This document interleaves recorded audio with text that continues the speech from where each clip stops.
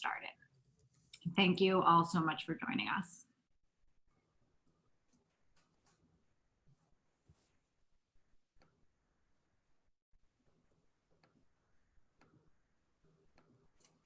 Okay, just one second.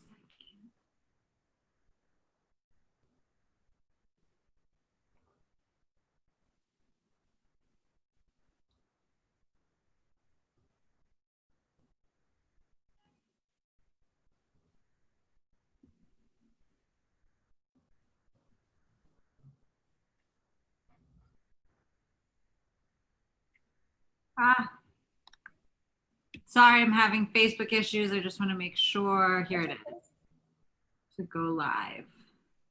I mean to do the.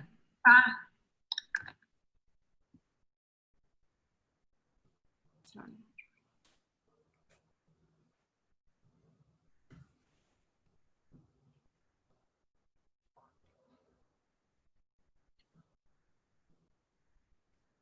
Thank you all so much for joining us.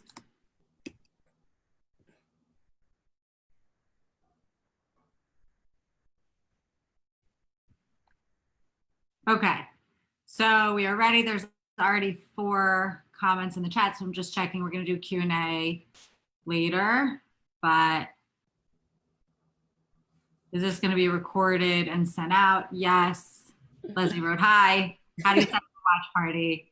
Are we already muted? Yes. Okay, attendees are already muted. You set up a watch party by going to the Zioness Facebook page, and you'll see there's a little red button next to where it says live on the left side. You'll see it says that we are live right now. And when you click on that and you press share, it will say host a watch party. What happens when you host a watch party is that it goes on your Facebook page and your friends and family can see it and they can engage. And obviously we all think this is a critically important conversation right now. So the more people tuning in, the better.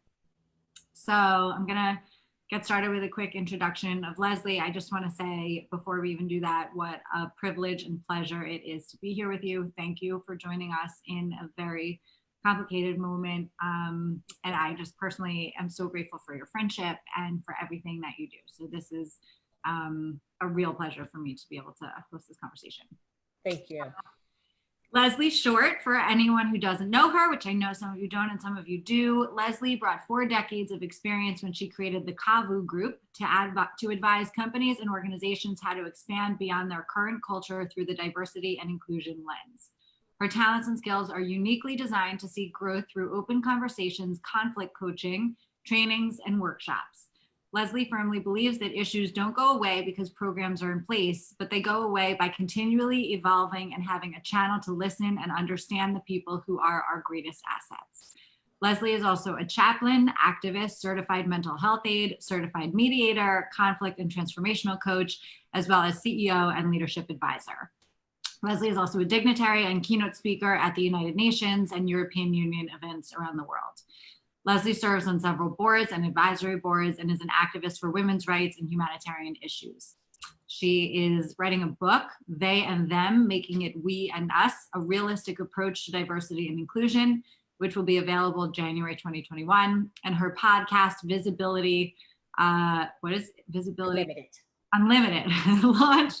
Got a type on here, and it's available on all listing platforms. And I can't wait for the book to come out and to do a Zioness book club event with you. In the meantime, please teach us, talk to us about this moment, and how you feel, how we should be identifying, understanding, and confronting the biases that we all.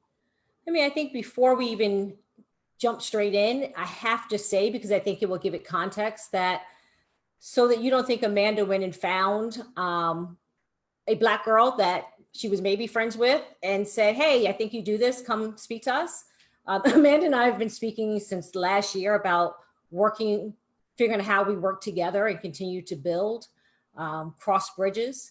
And, the virus hit and we couldn't do our women's event. And now we are in a new crisis. No, let me take that back. It's not a new crisis. It's a crisis of hunting. And so I'm going to be very honest and very open about what's going on. I personally don't have the luxury to be angry at this time.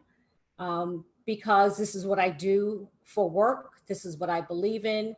Justice is not something that is spoken about. Justice is something you have to work at. So during this time, if I can just start with the story quickly, so that I can put it in context for you before we get into what is bias, what is race and racism and all that type of thing. As a woman, you're taught, if you're ever out and something happens to you, don't yell help, yell fire. Because fire, people think it's about them and they look out their window and they'll be more inclined to help. What's been happening is we've been yelling fire and no one listened. So now we've been yelling, I can't breathe. I can't breathe. I can't breathe. And we still feel like no one is listening. Now I know we're turning a corner, and for those of you that join, you're ready to listen. So I hope you listen with active hearing, not judgment. There is no judgment on my part, but I have to be honest about what's happening and how we can start. So what is bias? Anyone that tells me you don't have bias, now you know you're telling me a lie. There is bias in all of us. Bias is maybe sometimes not understanding why you don't like something or someone. It just bothers you. You could be as simple, I'm gonna make things very simple. It could be as simple as the bakery. I'm not going to that bakery, I'm going to that bakery. I'm not going to that temple, I'm going to that temple. I'm not going there, I'm going there. That's a bit of bias. It's a bit of elitist, but it's within our bias and we all have it. Understanding when it rears its head and you go, oh, that's not necessary to say that or do that. That's bias. That's okay. Race, racism, and racist are three different words. And I don't like that we're so casual about throwing them around. So I may get some pushback on this, but race is your identity, or they say, they as in the dictionary says how you identify. But clearly I cannot go and identify as a white woman. I could, but I'd be crazy. People will look at me like crazy. So your identity is the color of your skin. If you would like to fight me on that, here's what I would like to say.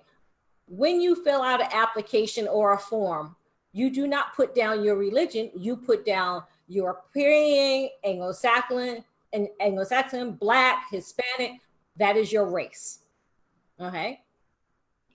Racism is having the privilege or thought that you are better than a group of people or a thing. So you have all the right to have racism within you. If you want to sit in a room and speak about a certain group of folks and you stay in that room and it's among you, that's racism. That is a hate, a disdain, a dislike for a group of people or action. A racist is when you have now taken those thoughts and turned them into action with your tongue, with your car, with your action, whatever that is. I don't use that word lightly. There are people that are too quick to call out the N-word. You're driving, you're walking, I'm gonna say, I know everyone's not in New York, but you're walking across the street and you almost get hit by a car. And this has happened to me. And before I can even turn around to maybe even say sorry, or New Yorkers, seriously? I hear N-word. So here's my thought. I'm not calling them a racist right away, but here's the difference. That did not come from the bottom of their belly. That came from the back of their throat. And so when those words sit at the back of the throat, that says something. It says something to Black people. I am going to use the word Black nonstop.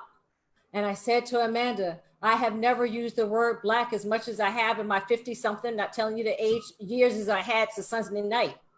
This is not about Black Lives Matter as an organization. This is about my Black self.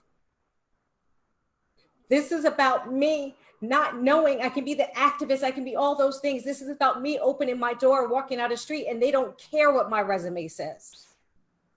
That they see me as a Black woman, maybe not even a woman, maybe not even as a person.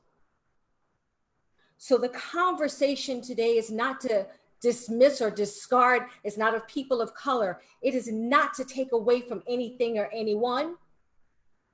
If you know me, I'm about humanity. I am about life. I am about living. I'm about joy. But the conversation today at this moment, at this time, is about Black lives. So I hope you heard that you can separate an organization when we're really yelling Black Lives Matter. If you can put them together and understand how it works, that is great. But be clear, I don't wake up in the morning and go, Black Lives Matter. But I do now have to say in my teachings and my trainings, as I'm working with companies to write letters and they want to post, you cannot sugarcoat this. If you are going to be for real, you need to say Black Lives Matter. Do you want me to stop, Amanda, or go on? I don't want you to stop. And I'll say for people who are watching who have joined other Zioness webinars, this one is obviously different. I don't have prepared questions. This is not an interview. The goal of this actually was because Leslie and I were talking last week, and she was doing another webinar and she invited me and I couldn't go. And I thought to myself, I need to hear Leslie speak about these issues. She's an expert in these issues. And as she already mentioned, we've been talking about working together on various things in the past. People are saying, can we ask questions? The answer is yes. I don't know exactly when we're going to get to them, but we will get to them. And it just was, I don't want to say fortuitous because nothing about this is positive, and that seems like a positive word, but that we have someone who, was able and willing to help us confront the biases that we all hold, and, is available to do it this week and ready to work with us. It felt like, of course, this is a conversation that we all want to be having. But this right now is a conversation between friends, but we're sharing it with you in hopes that you will share it with your friends too, and with your family members, and that you'll spread the messages and the lessons that you learn from this in your communities. That's really the best thing that we can do right now as Zioness activists. And there are lots of ways to participate in this movement, in Black Lives Matter, starting by saying Black Lives Matter and making sure you're comfortable saying it is a good start, but there's obviously a lot more to do. But this conversation, I think, is so important because a lot of people right now are looking for action items. And I know I'm one of all of those people who are looking, I want to do so much. I want to do everything that I am possibly capable of doing. But I do also know and recognize, and Leslie has told me this, and, all of the Black friends and leaders that I've reached out to have told me this starts with all of us internally within our own social and family units. And it's something that, when we're all doing this work at home, it will spread and it will change the culture, but it can't be about what petitions you sign. Not that I'm saying you shouldn't sign the petitions, you 100% should, but if we want a broader change beyond this moment, I think that's a critical message. We need to change the way we think. We need to change the institutions that we're brought up in, and the system and the culture and the country, frankly, that we're all raised in. And let me jump in at that point. It starts from within. See, we have to stop saying the system is broken. The system was never designed for Black people or immigrants. The system was designed for a white system. It's just that simple. It was not designed. So it's not broken. It was just never for us. So now we need to change policy. We need to change procedures. We'll get into that or how that works. But before you take on any of that, what do you yourself bring to the table? Because see, you have to know who you are in this walk with us and why you want to be there, other than it's just an injustice. So let me ask you a few questions, and I want you to think about them as I ask, because these are questions I get or has happened to me. Think about it for yourself. I have never been the only person of my race in a room. I have never been discriminated against because the color of my skin. I have never been told I'm attractive for my race. I've never been told you speak well. I have never been told you sound white. And I've never had a stranger come up to you and say, can I touch your hair? I think most of you, I'm not going to say all, I never speak for anyone as a whole, but I'm going to say, I'm going to vote. Most probably have not had those things happen. That can happen pretty much on a daily for anyone that is Black. That can happen in your office. So when you're asking what to do, I want you to walk with us. I need you to walk with us. I have said at every, I think, speaking engagement I've ever done, and it's a Jewish audience or any audience, is that I will stand with you. How will you stand with me? Because a lot of times when I step off the stage, I'm the golden girl, and then I see people later in a hotel on the street and no one knows who I am. So it's not only active listening, it's active within the moment that you encounter someone Black. Remember what their face looks like so you don't mix us up when there's only 5 of us or 4 of us in the room sometimes anyway. It wouldn't make a difference if it was 2. I'm not asking to learn my name. I'm the first one to mess up a name. But remember my face. Don't be so surprised when I'm in the room. I don't need you to welcome me in the room. I'm going to make my space in the room, but there's many others that will not. So be present in the moment and active listening. We're asking people to be accountable. Be accountable for your actions. People of color is not the conversation for Black Lives Matter. Please don't tell me or tell any other Black person you don't see color. That is so disrespectful. Because let's all be honest. If you're trying to describe someone and you're at a party, what do you say? Amanda, brown hair, tall, cute shoes. She's over in the corner. You know, she's with Zioness. Who's Leslie? Oh, the Black girl. She has short hair. You know, she used to be a dancer. You know, the Black girl over there. So let's just be honest. We see color, see the color, recognize the color, and I want you to respect the color. I'm not asking anyone to like anyone. I am not sitting here saying I like all Black people. And I don't think anyone is sitting anywhere saying I like all anything. But what we're saying is, I can't breathe. I can't breathe. We're in a moment that I know you want to help and things are untattered, but please realize the moment for you to realize that has been a lifetime. We have set at counters peacefully. We have walked together peacefully. We have stood on podiums and raised our fists peacefully. We have kneeled peacefully. And yet it took the madness of peaceful protest to turn violent to be heard. I do not condone that in any sense of the word, but I would be remiss not to be part of that conversation, because if we've kneeled and we've walked silently but yet we still have feet on our neck and feet on our back and held because of the color of our skin, when we sit in a park and we look at birds and somebody says we don't have the right to look at a bird. When you're in the Upper West Side of New York City and you sit in a park and somebody calls and says, there's a Black person sitting in the park. Our skin has now been used to weaponize us. The cell phone is a bonus and a negative. A negative because it's part of the weapon of saying somebody Black is harassing me when they're nowhere near them. Now, granted, if somebody's harassing you, pick up the phone and you call. But to use the color of the skin as the excuse to pick up the call, that's a problem.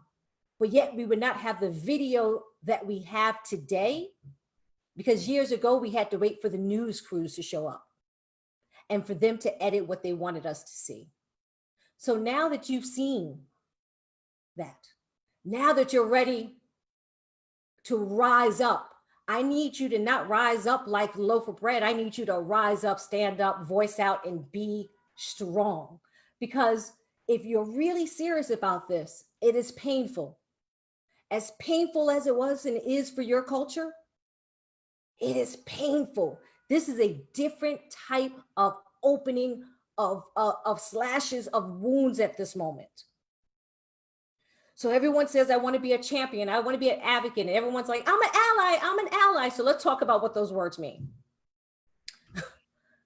A champion is you are in a room and I am not there. I'm just going to speak about myself at the moment, please. And I am not there. And you raise my name. Have you, oh, do you know about Leslie, or you know about her program? Do you know? They may be good to, let's call them in for this. Let's have them pitch for this, whatever that is. You think about us when we're not there. We don't even know. The advocate sits at the table, hears the conversation and goes, no. We cannot make those decisions here. We don't have that right to make those decisions. We need to have the right people in the room. And you don't worry, I know who they are. And that's when that cell phone we like to use, that's where that becomes a bonus. That is an advocate. You are constantly, we don't even know you working sometimes. We just see things happening. We are grateful for all of it. Now, everyone wants to be an ally. You can't call yourself an ally. The work that I feel that I do in the Jewish community and other communities, I don't call myself an ally. Someone else must call me an ally. Someone else that sees me doing the work and that feels that I am worthy of that title. That is the consistency in my walk, in my talk, in my being. I have to say, the Jewish and the Black community has had an amazing champion, advocate, ally situation. It must be new. It must be renewed. I love you all, but please do not talk to me about Martin Luther King Jr. Because at the end of the day, he was killed by a white man. So the love of Martin Luther King, he was killed by a white man. There was peaceful protest and there was ruckus after that protest. And guess what happened?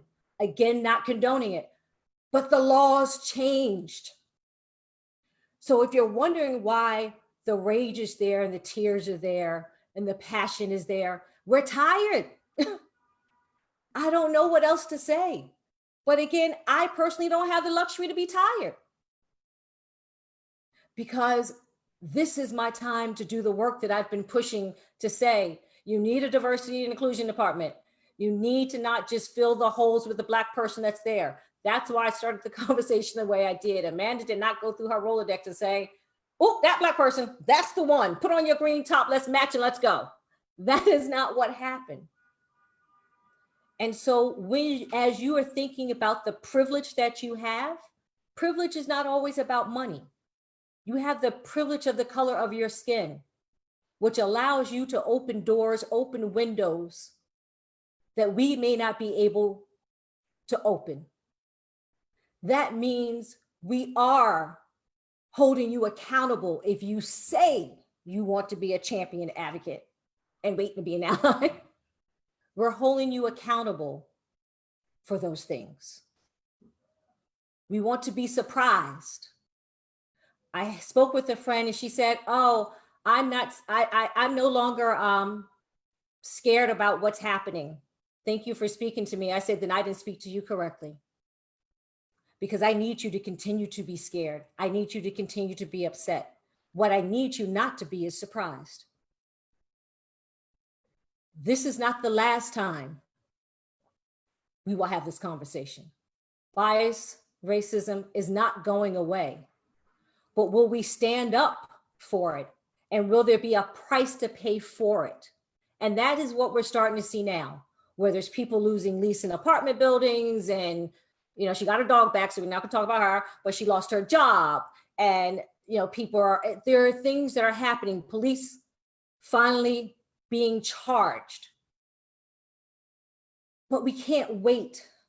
There's an urgency for us not to wait, but there's an urgency that I don't want you to have to run towards the fire and not have enough water. Because when I call you 4 months from now, if we're ever allowed outside again, and say, I need a little bit of help, or do you know about this? Or can you share your knowledge? And everyone is busy, then you are here just to put a black box up in your Instagram and not understand the true meaning. I need you to know that Instagram, you can hashtag 30 names. We have surpassed the 30 names. That's the ones we know. Those are the people that we know. And I'm not saying know personally, but that we have seen in the news. We have out hashtagged. Guys, that's wrong. It's just wrong. So I'm looking for you to listen. I'm looking for you to look deep within and say, here's my strengths. Here's my talents. Here's my resources. And again, resources not always about money. Not that I'm not saying it doesn't help. It absolutely helps, but I want you to put it in the right place as well. I want you to say, think within yourself, what is my added value to be a voice on this constant journey that I now know I've decided I'm going to walk? What is that? And that's where the conversations begin. What can you do? It can be children. It can be a library. It can be Black Lives Matter. It can be bail reform. It can be, hey, I'd love to invite you to come here or there, but realize we have careers as well. Amanda and I almost got into something. She's like, I'm your client. You are now, Zioness is now your client. I will pay you for your time. This is what you do.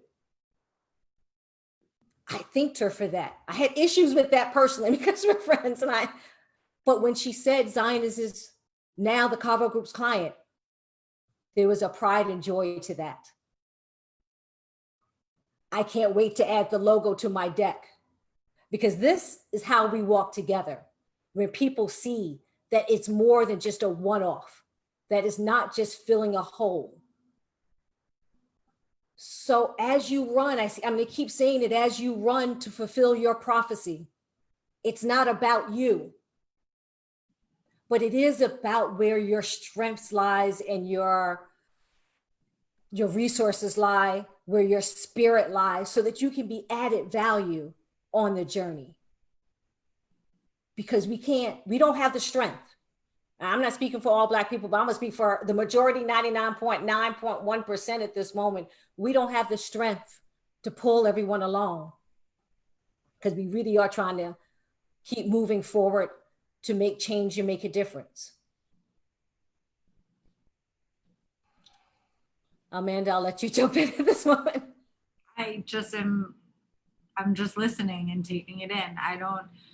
I think one of the things that you mentioned that I'd love for you to talk more about is the privilege of having white skin. And I'll just quickly preface that I know there are probably people on the call who grimace a little bit at the suggestion that Jews are white. And that's a whole conversation, because obviously Jews have been targeted by white supremacists for being a superior race. And, you know, it's a legitimate, serious conversation, but it's a totally separate conversation from the conversation about Black Lives Matter.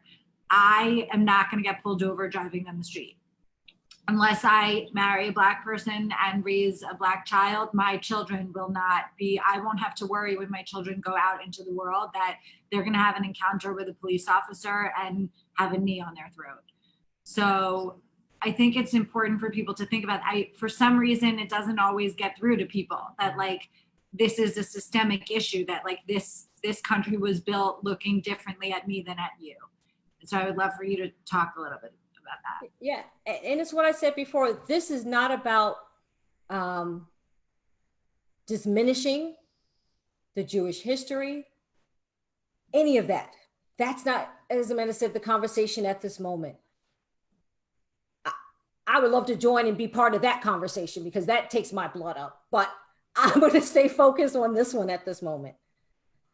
I was going to put out, it's Pride Month. And when I say diversity and inclusion, that is gender, race, LGBTQ, and disabilities and veterans. So for my post, what I had planned for June 1st was the post Skittles candy, took all the color out for Pride Month because they said all the colors are together. Skittles, as you know, there was a young Black man that was killed over walking home with a bag of Skittles in his hand. I couldn't post that. Not as a disrespect to LGBTQ, but the fact that Skittles right now raise so much. Most people wouldn't think about that. And I understand that. When you walk into a room, and it's not debatable, unless someone hears the sound of your name, or you are culturally dressed, they're not going to point out the moment you walk in the door. How'd they get in? I told the story last night when I did a webinar last night that I'm all dressed up. Black tie, hair done, face done, diamonds were borrowed because it was a really big gala. So I was sponsored by a jewelry company. It's a private event. I walk into the ladies' room and the woman snatched her bag from the sink. And I turned around thinking maybe I needed to run. And then I realized, oh, I'm Black. And so you would think I don't say anything. I just move closer to her because that was her issue. That was not my issue. But I was judged there as if, who let her through the kitchen doors? And so every time, not every time, but when we walk out our front doors, as I said, there is a different type of, there are times where Blacks feel like they need to put their mask on.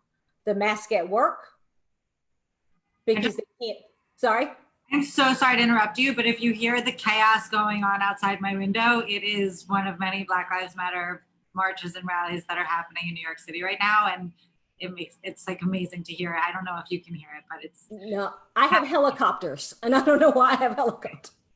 Okay, so if anyone hears, because it's very loud, but I wasn't sure if it was coming through the webinar. I'm sorry, continue. No worries. But there is a mask. There is the go to work and not be the angry Black person mask and feel that you don't have a place even when you have a place. But you are, and now many women would say, I know that feeling. But yet, even as a white woman or white man, you have the privilege to voice your opinion. And as a Black woman, not me, because clearly you know, I think you can tell, I'm going to voice my opinion in the loveliest, the warmest ways. But I'm going to say what I need to say, but everyone doesn't have that privilege. See, I am Black and I have privilege. So I'm aware of my privilege as well. Every Black person doesn't have the privilege to own their own company or to have a voice to say enough is enough. And so that's where you see what's happening now. Enough is enough. No more hashtags. Hashtag, I'm sorry is done. I'm sorry is broken. Because what happens is the system, and I hate, the system holds you down, but the system is not built again, always for growth and advancement. Or if you're in advance, sometimes it is advanced because there's that checkbox of diversity and inclusion. Black person, don't be Black person, woman, veteran. Woo, we got three for one, we're done. You're not looked at as a checkbox.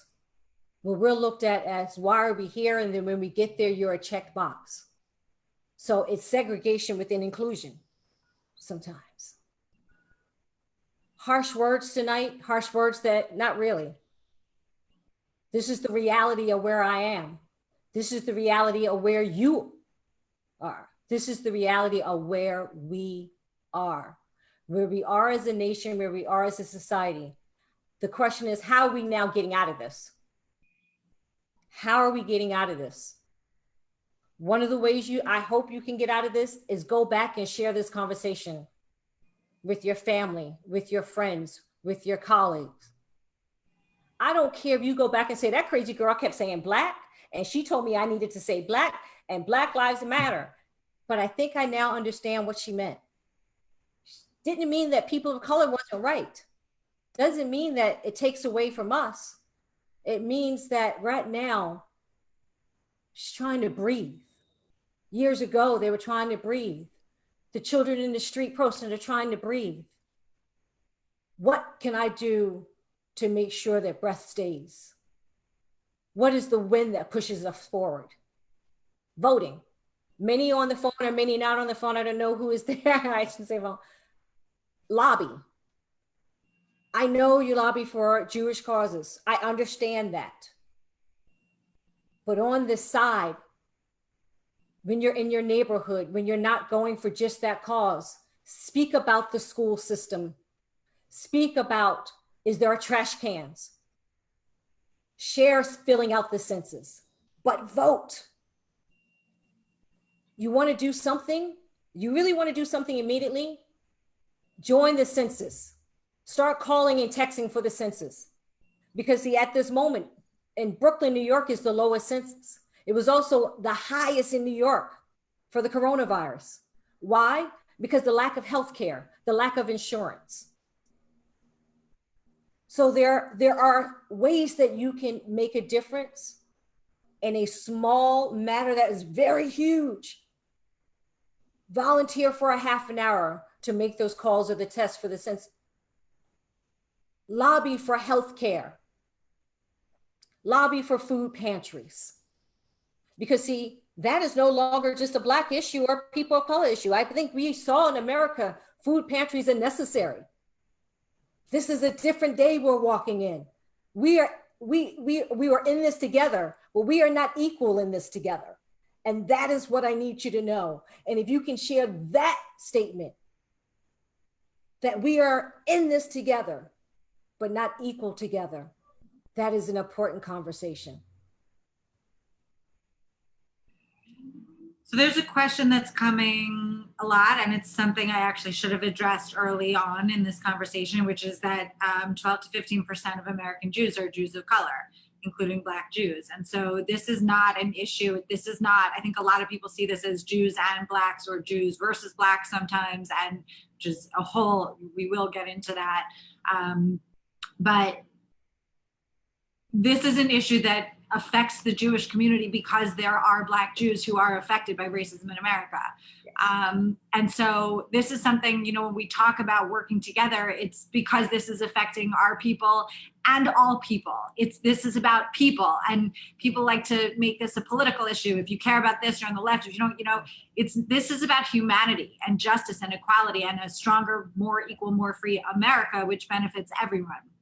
And I mean, if there are Jews of color on this webinar who want to jump in, I will unmute you, and you can please feel free to tell us about your experience in this moment. I think that would be incredibly powerful for people to hear from you. And we do intend to do more webinars and elevating the voices of Jews of color. Thank you for your leadership in our community and in Black Lives Matter, and everywhere you are, because you are often erased, and that's unacceptable. And it's something that Zioness is very committed to addressing and making sure that you feel included in our movement. Our movement is for you, just as it's for really, you know, all people. And so I have, just so you're aware, one of my closest friends is Black and Jewish and works for the police department. She's getting, now let's talk about how she's feeling today. This is not, again, about religion.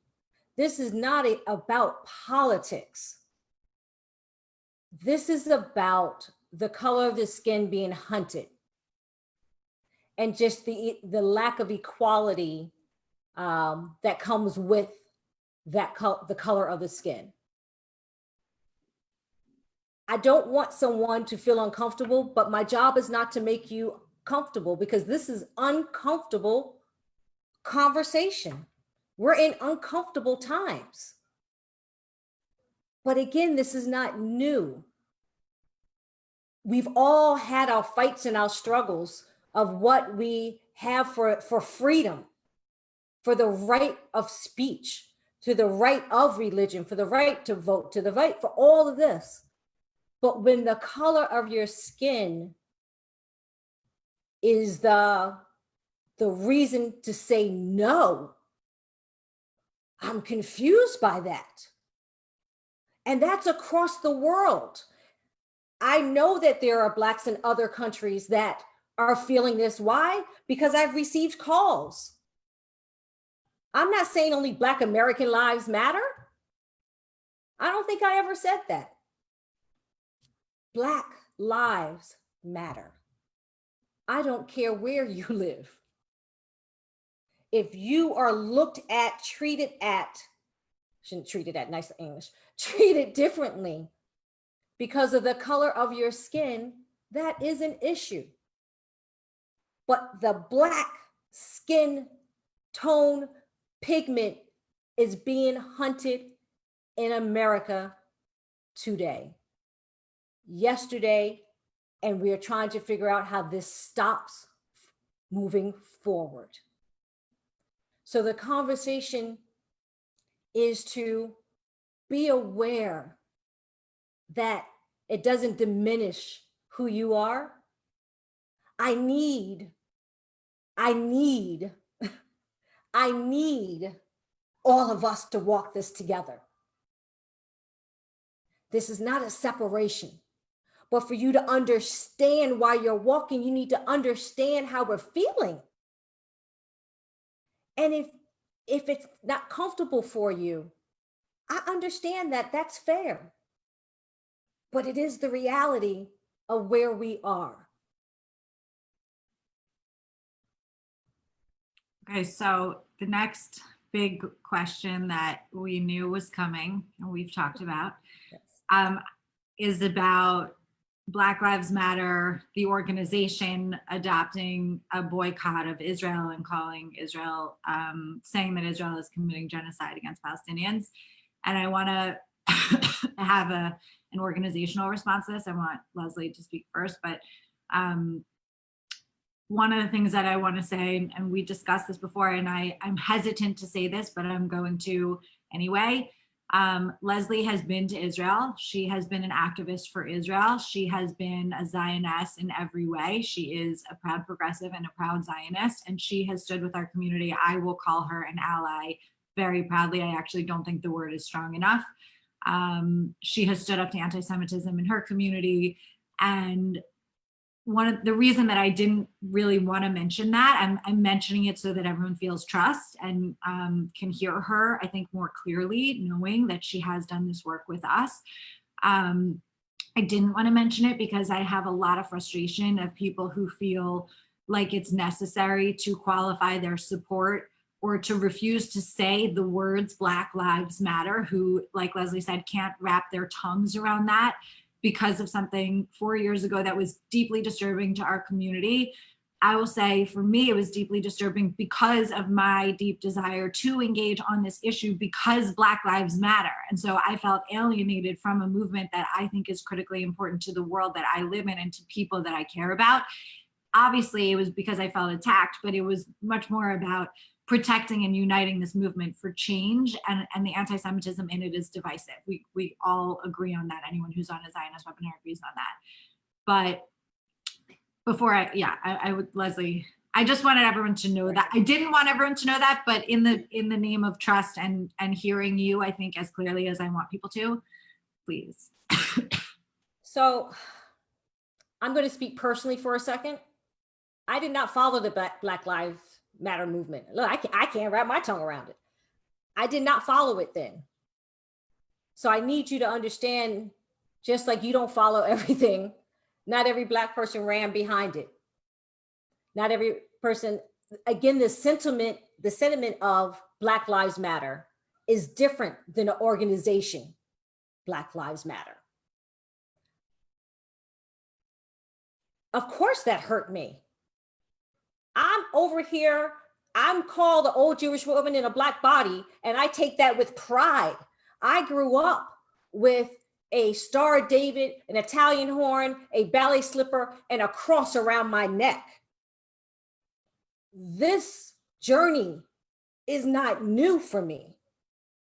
So when I hear attacks, when I watch the temples being, synagogues being destroyed, I called my friends that are pastors and preachers, and I said, where are you? Where are you? Because you need to be standing, because they stood with us.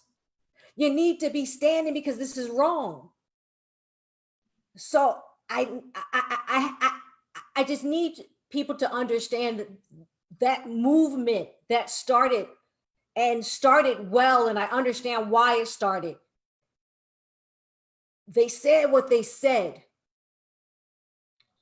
I don't have to agree what they said. I've not signed a petition for them. I just clicked on them on Instagram because the sentiment of the statement, again, that Black Lives Matter. If you're confused by that, I want you to remember that the little Black girl you saw on the screen, that my life matters, that my nephew life matter, that my parents' lives matter. I get emotional because I need that separation so that you don't get caught up. 4 years ago, 5 years ago, I'm not saying it's not important. Like I said, it breaks my heart. The conversation at this particular moment is about how Black Lives Matter. Does that make you more comfortable? About how Black Lives Matter? So I don't get caught up in the rhetoric of what happened, because I personally do not agree with it. And so therefore my conversations, I frame it, and this is why I frame it the way that I frame it, so that it doesn't get diluted in my message to you, not only this evening, but across the board.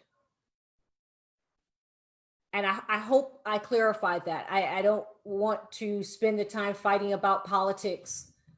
Politics is part of this. Policy is bigger.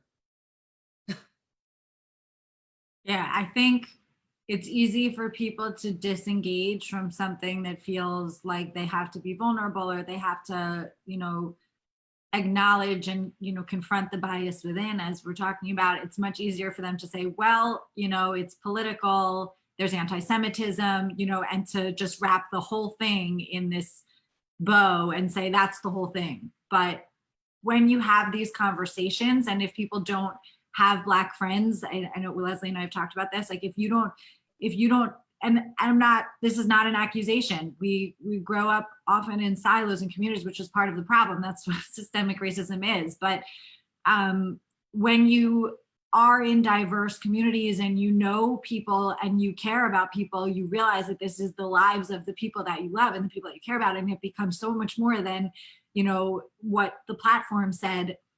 But I also think it's so important for people to realize, and I don't say this strategically, it's really urgent for people to realize that when you are showing up for others, they will show up for you. And if you don't show up for them, you can't expect them to show up for you. So the expectation that, there shouldn't be these issues in the Black Lives Matter platform, I totally agree with that. And I am committed to doing the work and building the relationship so that people understand why that's so hurtful for us and so damaging for this movement. But if you stay home and point fingers and get upset, you're not changing anything. You're making the problem worse, and you're not actually standing up for human lives. And we as Jews stand up for human lives. It's the first mandate of the Jewish people. Pikuach nefesh, we stand up for life. Life is the most important thing. Black lives matter because we care about life. So I really implore people to find ways to show up. It doesn't mean that you have to do any one thing. It means find ways to show up, find ways to confront your biases, find ways to think about the world that you grew up in. I grew up with privilege, all kinds of it. and I recognize it. And it also gives me a platform to have conversations that we have to have in this country. And I'm one person, but if there's hundreds of people on this call and you all have conversations and all the people that you have conversations with have conversations, all of a sudden we can actually make a change. We could do something.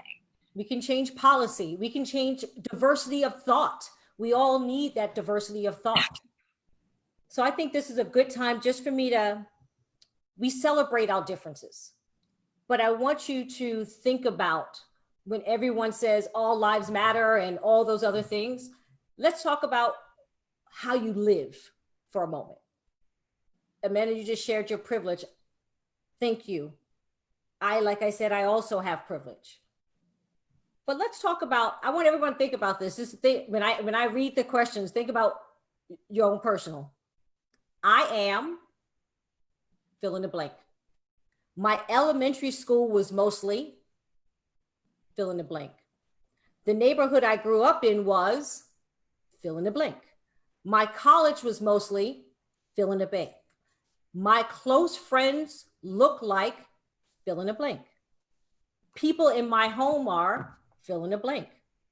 People who visit my home often are, fill in that blank. My neighborhood I live in, fill in the blank. The people I socialize with, fill in the blank. And if your blanks all look the same, that's a new way that you can expand out. Now, I'm not saying go find a Black friend. I'm just saying be open to a smile. Be open to ask, is there anything I can do for you today? If you ask how we're feeling, you may get a whole thing that you don't want to hear right now. We're not okay. But knowing the text after Shabbat, I can't tell you the warmth that I felt. I was shocked. And I don't want to say the word on it, but that the text that I received, that you were part of my Shabbat's prayers, I just want to let you know that I'm thinking of you. It was just that simple. The answer back was thank you.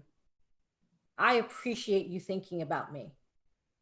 I am but one, but we start with one, and where one or more are gathered, we can continue to build and grow together. We will hold everyone accountable that says they want to be part of this. We will hold you accountable if you say I'm an activist. You hold me accountable as an activist. Trust me, you hold me accountable. And I'm there, not because I feel that I have to be accountable, because I've made the decision that this is part of something that I want to uplift and that I believe in and that I want to grow and that I share. And there's not a speaking engagement, I don't care where it is, that I don't say, I am an activist for the US-Israel relationship. I'm proud to be able to work with the organizations that I work with. But I didn't start it just with them, but they've allowed me to grow my platform. So I need you to know that I come to you from a place of love, from a place of family, but from a place of, I'm tired and I'm trying to breathe. So if you really want to help, there are the ways that you can lobby, you can vote, you can censor, you can say hello, you can reach out. All those ways will make a difference. But stand up, speak up, if that's who you are. And I hate the fact that I even feel remotely like I have to say this. I don't think I have to say it, but I'm going to anyway. There are a lot more Leslies in the world. When you assume that anyone associated with Black Lives Matter, anyone who's willing to say those words and fight this fight and join in this battle for America and for human beings in the country that we live in, holds some sort of anti-Semitism or hates Israel, you're doing yourself such a disservice. It's so disheartening to believe that, and it's not true. So don't jump to that conclusion. Don't conflate that platform 4 years ago with this national movement now to actually address a 400-year-old plague on this country. Don't do that. Don't do it to yourself. Don't do it to the Black lives that we care about. Don't do it to the Jewish people. Just don't. Get educated, show up, meet people, learn from them. There's so much beauty that we can build together, but it means showing up for each other. And Leslie does that. And I feel very proud to be able to do it also with you. Wow, I appreciate that. And that's why this was important.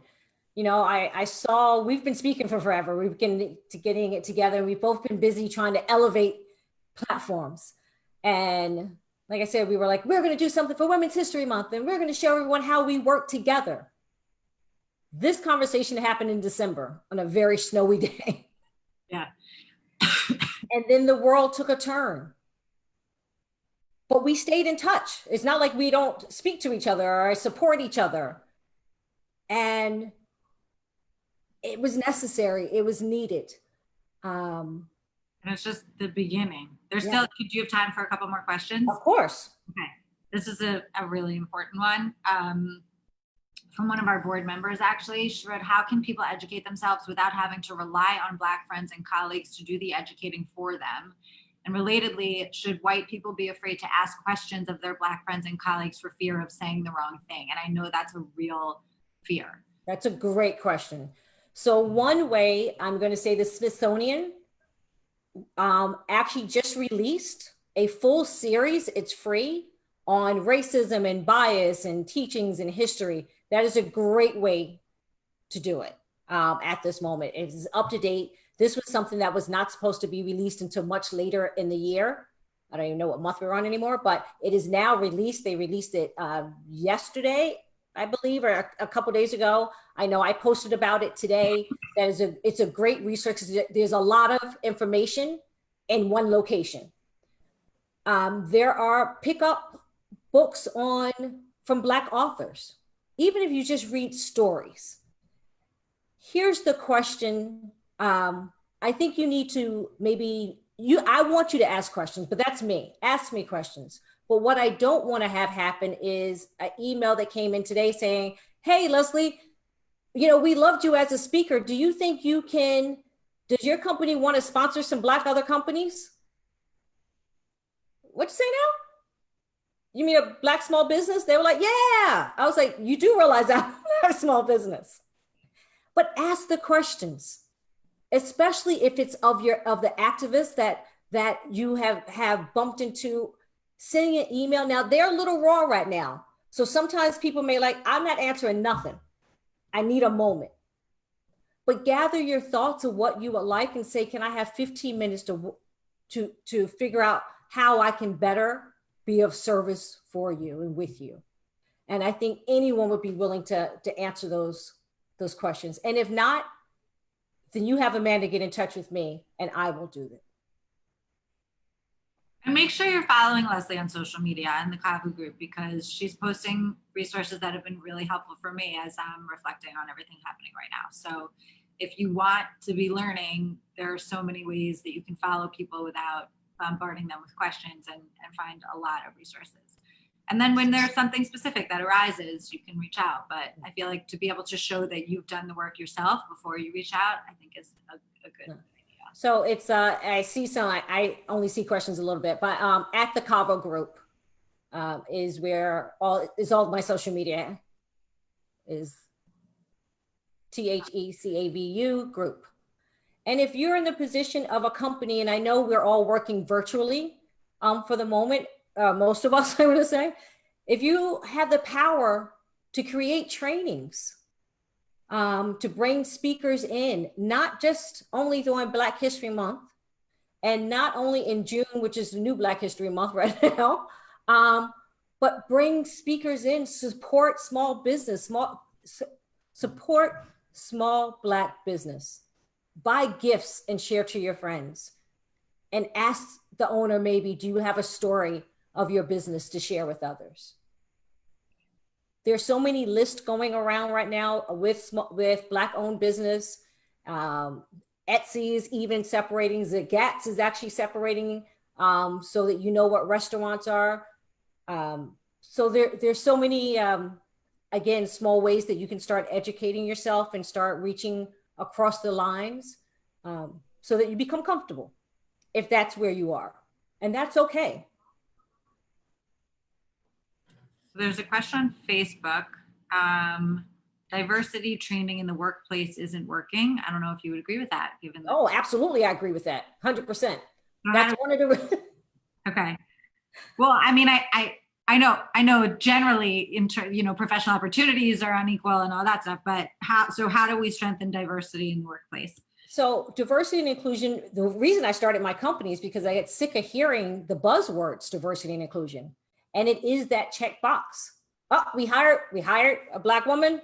We have a Hispanic person. We have a this, we have that. Woo, we're diverse.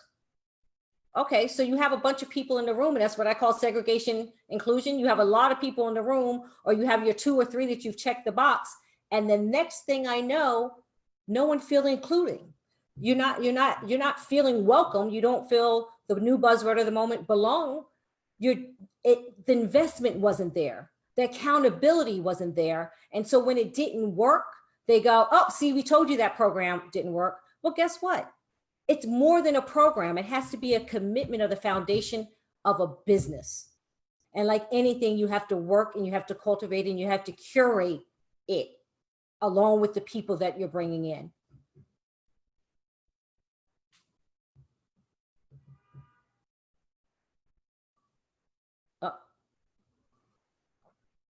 Amanda, you're muted.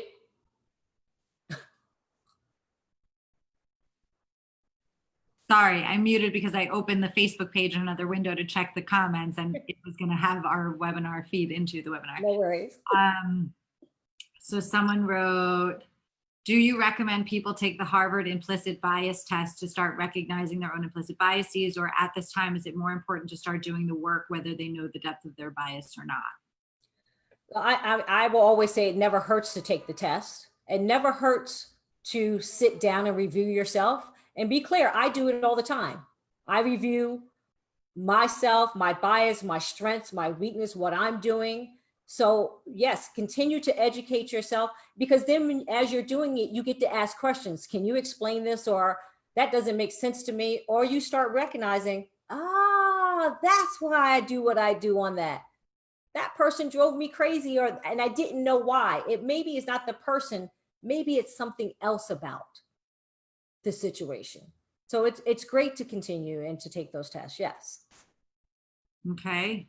Someone else wrote, this is a comment, just don't just protest, do something tangible, tutor a kid, involve yourself in something that will change lives forever. And I just wanted to share that because yes, thank you. Thank you. And that's the conversation you all get to go have now. I'm not a protester. Amanda and I spoke about that. I was like, I don't know what you were protesting. I was like, I would love to go, but I don't go outside. I don't protest. I am claustrophobic. It doesn't work for me. What else can I do? And so do what you do best. Do the skills that you have. That is where it makes the difference, when it's real and it's genuine. Yeah, and I think it's important to say that I think the protests are really inspiring. Obviously, I do not condone the violence, but they're not going to go on forever. At some point, we're going to have to actually do the hard work of changing this country and changing our communities and changing our conversations and our workplaces and our, schools, all of academia, our housing opportunities. I mean, the breadth of this challenge is impossible to even express. So, but you can't change it if you don't recognize it and respect it. Yeah. And so we're at the base level of just that at this moment. And it does, and I would like maybe to end on this actually, because it's, I think, a positive note. I feel like it's possible that we've talked about this, so I hope I know it's going to be a positive note. I feel like there's a reckoning happening. In my lifetime, there hasn't been this much awareness of this issue. Close friends that I have grown up with are reckoning with this in a very new way. People who aren't in activist communities or politically involved are calling me and reaching out and saying, I want to learn more. I want to be better. I want to do better. I want this world to be better for my children. So do you feel, and I know we've been through this before, right? Like it feels different now, but we've been through it before with, with Black Lives Matter originally and with other murders of, Black people in this country. So how do you feel about this moment in terms of the prospects for a better future? I am someone that believes in faith. So I always have hope. There's no other way. I wake up every day and I have hope. I can't live without it. It's going to be hard. It's going to be painful. But through the darkness, there is always light. And that is what I'm holding on to.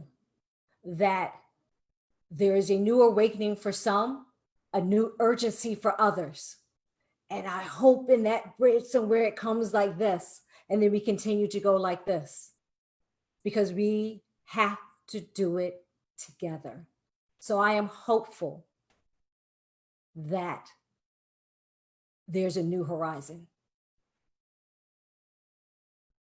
Okay, I think that's the best thing to end on. And I hope everyone will please make sure you're following the Cavu group on social media. Please make sure you're following Zioness on social media. Sign up for both of our lists.